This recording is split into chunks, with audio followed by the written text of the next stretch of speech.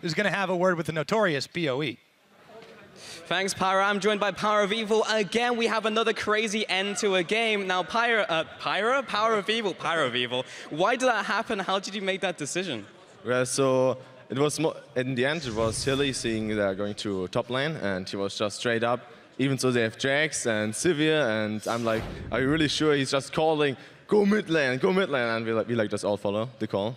And after we saw that, or at least I realized that they're pushing way faster than us, I called that Chachi and Gillu should recall just to delay them, because they're not that strong in pushing turrets down anyway, so we just use them as stalling while we are pushing down. Yeah, it definitely worked out in the end there, Power. Now, I actually want to turn to you because you busted out the Syndra again. It's been a while since we've seen that one. What made you choose it? What were the circumstances? Well, so with the new AP item changes, I feel like she has more diversity, so if she has a rough early game, which is most of the time her problem, till level 6, you can recall faster and get the needlessly large red at like 1,250 gold already, as example. And I just think against Victor or like in general, mid-game team combinations, she's really, really strong with a 6-second CD stun and being able to stun 2-3 persons in a fight multiple times. So I think Syndra is a great pickup.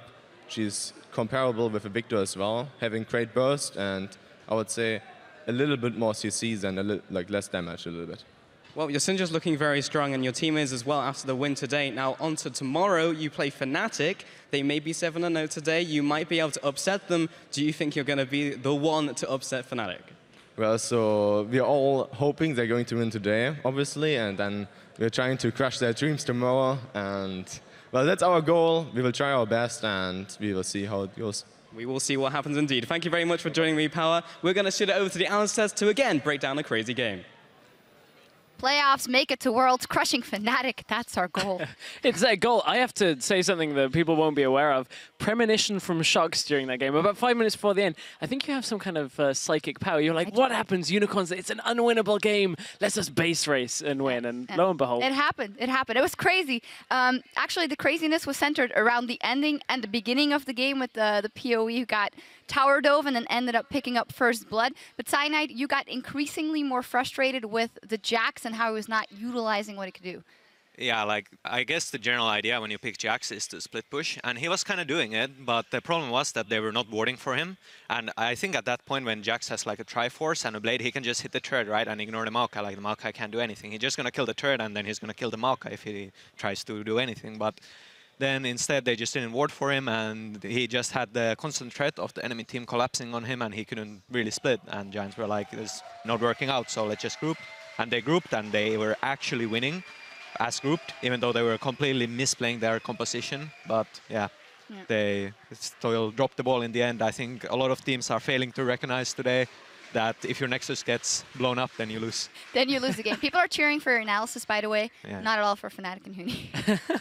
I think that a lot of the reason, though, going back to the warding for Jack's point, though, is to do with just Unicorns. They were playing very similar to their old pick composition style, where if you find one person alone, there's so much crowd control difficult. So nobody really felt like they wanted to go on ward for Giants. And as you said, that just doesn't open things up for the Jacks. No real way of split pushing. And Giants were just playing a little bit afraid even when they were ahead. They were playing afraid, but in the end, they were pushing UOL's base. Jax actually got so tanky that it was very hard to burst them down either way.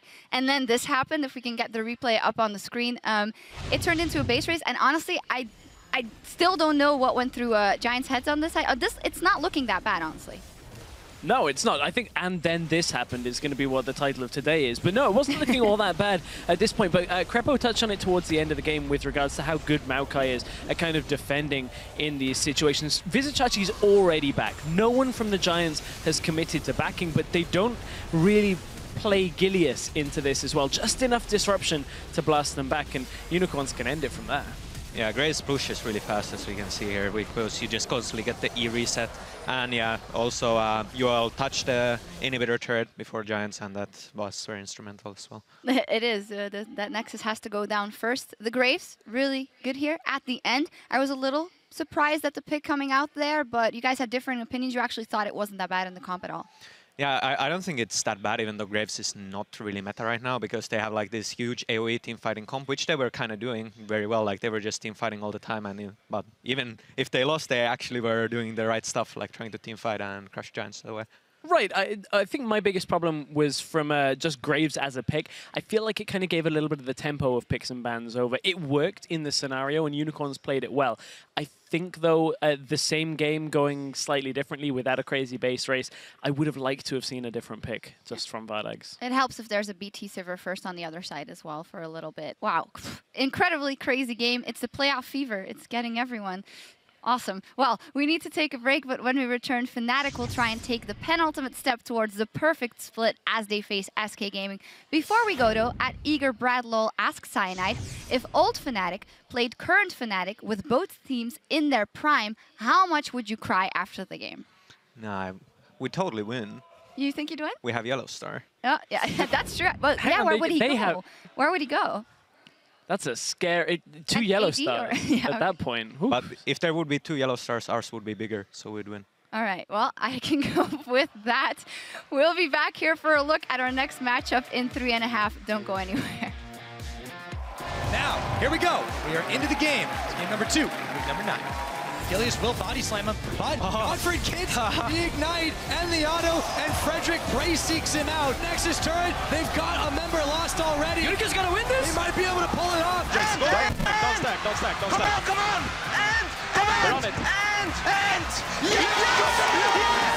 Unicorns of Love trampling down the Giants. Yes, they can.